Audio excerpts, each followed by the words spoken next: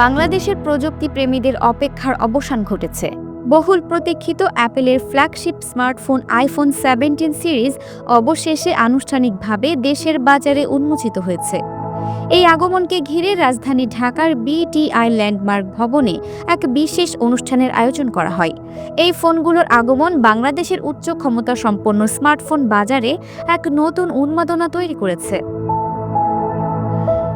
সোমবার ১৩ অক্টোবর এই latest iPhone series গ্রাহকদের হাতে তুলে দেওয়ার মাধ্যমে আনুষ্ঠানিকভাবে বাংলাদেশে এর যাত্রা শুরু হয়। দেশের একমাত্র Apple monostore gadget studio by GNG এই লঞ্চিং অনুষ্ঠানের আয়োজন করে। অনুষ্ঠানে কন্টেন্ট ক্রিয়েটর রাফসান শাবাব এবং সঙ্গীতশিল্পী শেফা রহমান নতুন আইফোনগুলো গ্রাহকদের হাতে তুলে দেন। এই সময় নিশ্চিত করা হয় যে এটি পুরোপুরি আইফোন 17 সিরিজের অফিসিয়াল ভার্সন।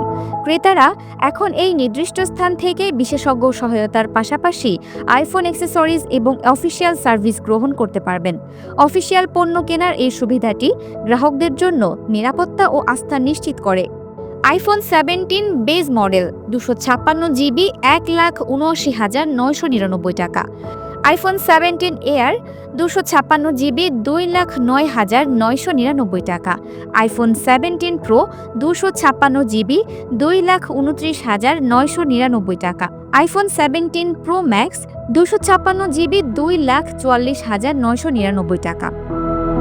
এছাড়াও যারা আরও বেশি স্টোরেজের প্রয়োজন মনে করেন তাদের জন্য 512GBর মডেলও বাজারে এসেছে। 512GBর আইফোন 17 দাম পড়বে 2,19,999 টাকা।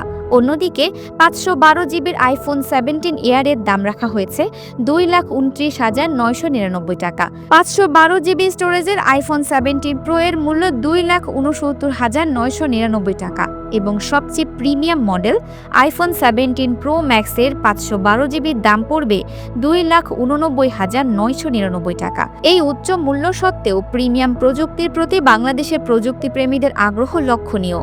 আইফোন 17 সিরিজে ই-সিম প্রযুক্তির ব্যবহার করা হয়েছে, যার কারণে ফোনটিতে কোনো ফিজিক্যাল সিম কার্ডের স্লট নেই। এটি ব্যাটারির আয়ু বাড়াতে সাহায্য করে। এই সিরিজের প্রতিটি মডেলে উন্নত চিপসেট, ক্যামেরা প্রযুক্তি এবং ডিসপ্লে নিয়ে এসেছে, যা স্মার্টফোন ব্যবহারে এক নতুন অভিজ্ঞতা দেবে। উন্নত নিরাপত্তা ব্যবস্থা এবং অফিসিয়াল ওয়ারেন্টির সুবিধা থাকায় এই সিরিজটি দ্রুতই গ্রাহকদের মধ্যে জনপ্রিয়তা লাভ করবে বলে আশা করা হচ্ছে। Multimedia desk, Dinajpur TV.